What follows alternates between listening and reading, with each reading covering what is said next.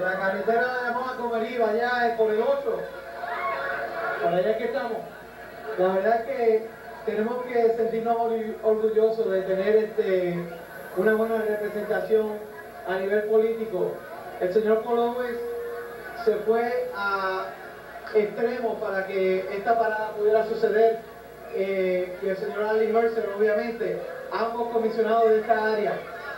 De mi parte, pues yo estoy muy orgulloso de representarnos en Tallahassee, y la verdad es que este evento es sin igual, que sea el primero de muchos eventos. Así que ¡viva Puerto Rico! ¡Eh! Gracias. Y un muy merecido reconocimiento para estos hombres que trabajan por el pueblo puertorriqueño, por el pueblo hispano. Queremos que darle las gracias a ellos.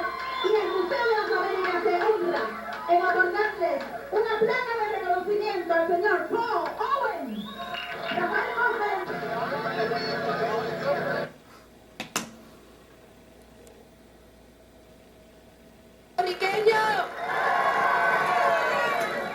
Buenas tardes, aquí estoy con el caballero.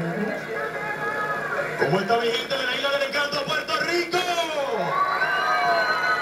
Buenas tardes, les saluda Antonio José de Salsa 1030 en el día de hoy compartiendo tarima con Cecilia. Buenas tardes, mi amor, ¿cómo te encuentras? Muy bien, gracias a Dios. ¿Y tú? Muy bien, gracias a Dios. Aquí nos encontramos en la gran apertura de lo que es fiestas patronales en Kissimmee. Así que muchas gracias a todos por estar presentes. Gracias, bienvenidos. Porque la tarde va para largo en el día de hoy, ¿ok?